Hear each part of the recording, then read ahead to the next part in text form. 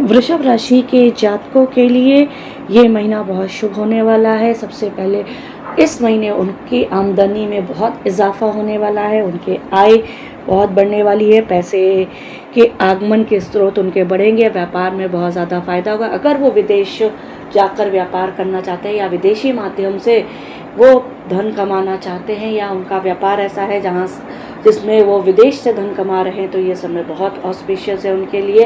विदेश जाने की अगर आप इच्छा रखते हैं तो इस समय को आप पूर्ण यूटिलाइज करें, आपको बहुत लाभ होने वाला है।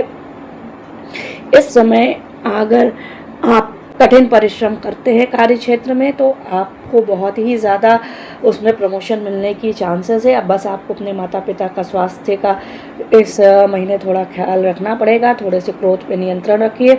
अदरवाइज वैवाहिक संबंधों में आपके अहम के टकराव की वजह से पारिवारिक कलह हो सकती है।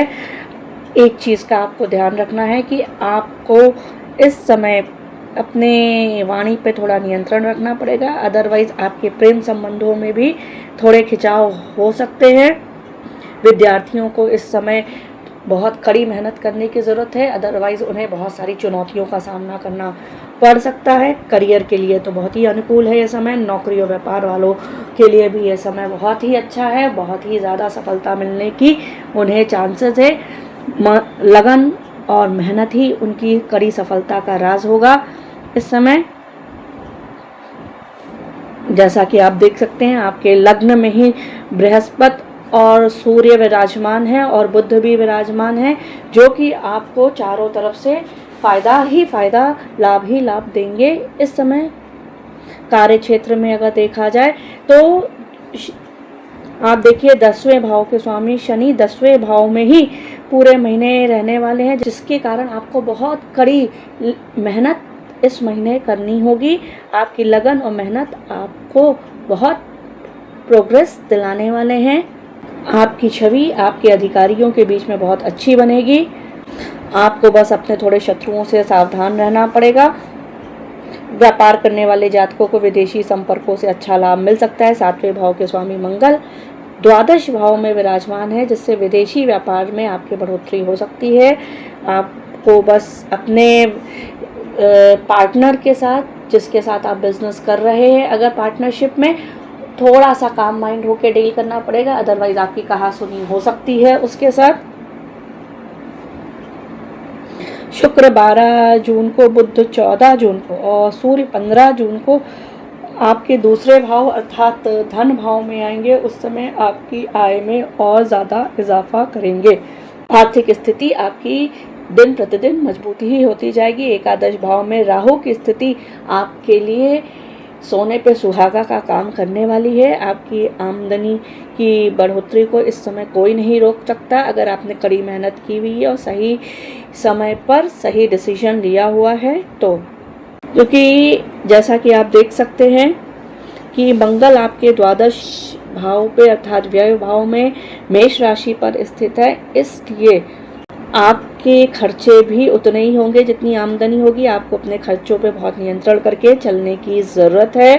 सूर्य के 15 जून को मिथुन राशि पे दूसरे भाव में आने से और उससे पहले जैसा कि बुध और शुक्र भी दूसरे भाव में आ जाएंगे, तो आप अगर सही जगह पे इन्वेस्टमेंट करते हैं एक आपके लिए बहुत फ़ायदेमंद हो सकता है। चाहे आप वो शेयर मार्केट में कर रहे हो, चाहे वो बैंक में कर रहे हैं, एक कैलकुलेटिव वे में आपने जो है रैशनल वे में अगर आपने निर्णय लिया है तो आपके लिए वो बहुत प्रॉफिटेबल इन फ्यूचर होने वाला है। स्वास्थ्य की दृष्टिकोण से ये महीना थोड़ा सा मध्यम रहेगा, क्योंकि वृष राशि के स्वामी शुक्र इस समय प्रथम भाव में ही स्वराशिगत होकर विद्यमान हैं, जो आपके स्वास्थ्य को उत्तम रखने में मदद करेंगे। लेकिन हमें यह भी ध्यान रखना है कि इस समय सूर्य बृहस्पति बुध और शुक्र की युति बन रही है पहले भाव में, और मंगल द्वादश भाव में है, केतु 5वें भाव में है, तो थोड़ी बहुत समस्याएं आपको आ सकती हैं। आपको बहुत ध्यान रखना है। सड़क पे कहीं आप एक्सीडेंट होने से बचने की प्रयास करना चाहिए। छोटे मोटे चोट आपको लगने की चांसेस है। आपको मौसमी बुखार से बचना होगा। नियमित दिनचर्या का पालन और सात्विक भोजन आपके लिए बहुत फ़ायदेमंद रहेगा। इस समय मेडिटेशन आपके लिए बहुत उत्तम रहेगा। प्रेम और वैवाहिक जीवन के विषय में अगर हम चर्चा करते हैं तो ये समय में थोड़ा अप एंड डाउन हो सकता है। 5वें भाव में केतु की स्थिति और उन पर राहु की पूर्ण दृष्टि, 5वें से अष्टम भाव में मंगल की स्थिति आपके और आपके प्रियतम के बीच में थोड़ी सी कहासुनी करा सकते हैं। आपके बीच में जो है एक रैपो इस समय नहीं बन पाएगा, इसलिए आपको अपने थोड़े क्रोध पर नियंत्रण रखना पड़ेगा। और इस समय आपके और आपके पार्टनर के बीच में गहरा संबंध बना रहे, इसके लिए सबसे ज़रूरी है कि आप एक दूसरे पर पूर्ण विश्वास रखें, शक ना लाएं। किसी थर्ड पार्टी की वजह से आप अपने रिश्तों को खराब ना करें। 5वें भाव के स्वामी बुध 14 जून को जब दूसरे भाव में गोचर करेंगे, उससे आपके और आपके प्रियतम के बीच में जो संबंध में कड़वाहट आ रही है उसमें थोड़ी कमी आ सकती है। इसके बाद 29 जून को जब बुध कर्क राशि में अर्थात तीसरे भाव में आएंगे, उस समय आपके प्रेम संबंधों में पुनः प्रगाढ़ता आएगी। मित्रों का आपको बहुत सहयोग मिलेगा।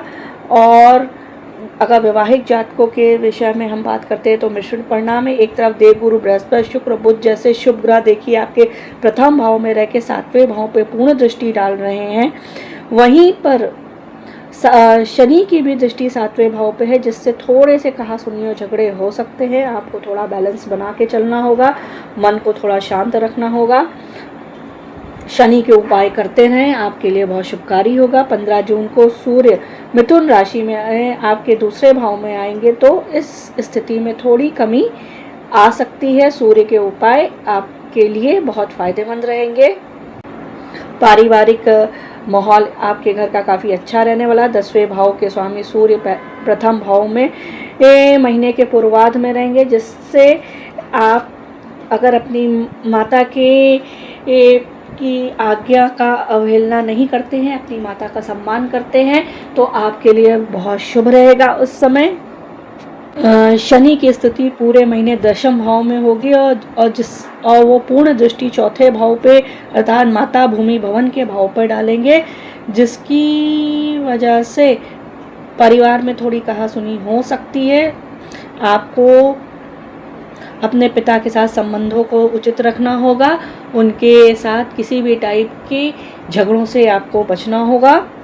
14 जून को जब बुध का गोचर द्वितीय भाव में होगा तो परिवार में आपके प्रेम बढ़ना चालू हो जाएगा। जैसा कि आप देख रहे हैं, मंगल द्वादश भाव में इस महीने रहेंगे और उनकी दृष्टि तीसरे भाव पे होगी, जिससे कि आपके भाई बहनों के तरफ से आपको कुछ अच्छे समाचार मिल सकते हैं। 15 जून को सूर्य का गोचर जब द्वितीय भाव में होगा अर्थात जब वो मिथुन राशि पे आएंगे, तो उस समय आपके परिवार में आपको बहुत ज़्यादा वेटेज मिलेगा, आपको लोग बहुत ज़्यादा सम्मान देंगे। आपको बस इस पूरे महीने एक ही बात का ख्याल रखना है कि आपको अपनी वाणी पे नियंत्रण रखना होगा, क्रोध नहीं करना है, खर्चों पे नियंत्रण रखिए।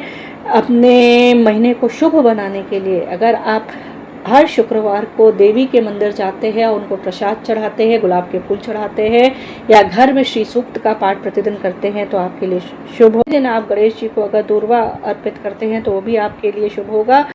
नमः शिवाय।